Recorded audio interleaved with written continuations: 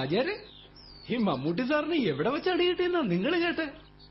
അത് ഞമ്മളെ കോഴിക്കോട്ട് വെച്ച് ഓരുടെ പുതിയ പടമായ രൗദ്രം കളിക്കുന്ന അപ്സര കൊട്ടകയില് അവരുടെ ഫാൻസ് അസോസിയേഷൻകാരൻ നടത്തിയ പരിപാടിയും കഴിഞ്ഞ് തിരിച്ചു പോകുമ്പോ ആ റെയിൽവേ സ്റ്റേഷന്റെ ലിങ്ക് റോഡിൽ വെച്ച് ഒരാരാധകൻ മൂപ്പർ മുഖത്തടിച്ചെന്നാ പറഞ്ഞു കേൾക്കുന്നു.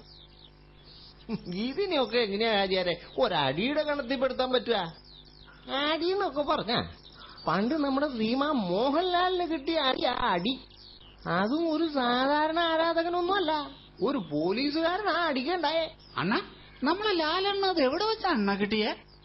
കുഞ്ഞെ, അതങ്ങ് ഒറ്റപ്പാലത്ത് ആ ദേവാസുരത്തിന്റെ ഷൂട്ടിംഗ് നടക്കുന്ന സമയത്ത് ആ വിദ്വാന്റെ മുതുകിലെ മസിൽ ചതഞ്ഞ് ഡാമേജ് ആയിട്ട് ആ ഡാമേജും വേദനയും കൊണ്ട് പിറ്റേ ദിവസം ആ വിദ്വാൻ ലൊക്കേഷനിൽ വന്നിറങ്ങിയപ്പോ അവിടെ നിന്നൊരു പോലീസുകാരൻ ഒന്ന് കൊടുക്കണ്ടായേ.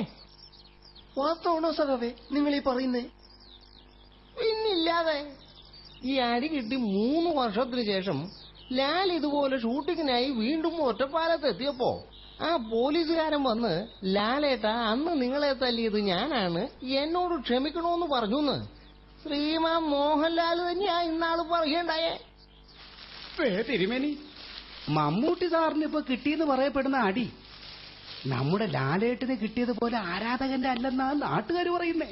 നമ്മുടെ മുഖ്യമന്ത്രിയെ അവഹേളിക്കാൻ വേണ്ടി രഞ്ജി പണിക്കർ സാർ എടുത്ത രൗദ്രം എന്ന സിനിമയെയും അതിലെ മമ്മൂട്ടി സാറിന്റെ നായക വേഷവും ഇഷ്ടപ്പെടാത്ത ഏതോ BS ഗ്രൂപ്പുകാരനാണ് ഈ അടി ആസൂത്രണം ചെയ്തതെന്ന് പറഞ്ഞതുകൊണ്ടാ ഈ വാർത്ത ഇപ്പൊ കാട്ടുതീ പോലെ വളർന്നേ. ഇതൊക്കെ വെറുതെ പറയുന്നതാ കറിയാച്ച.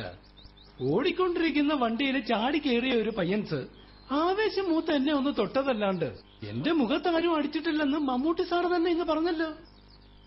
അല്ലേ തന്നെ ഇതൊക്കെ എന്തിനാ സാറേ ഇനി മമ്മൂട്ടി സാറ് പറയുന്നത്?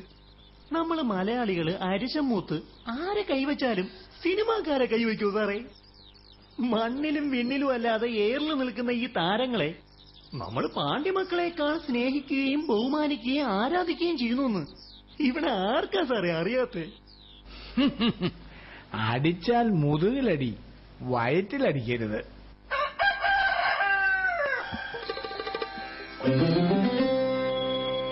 Thank you.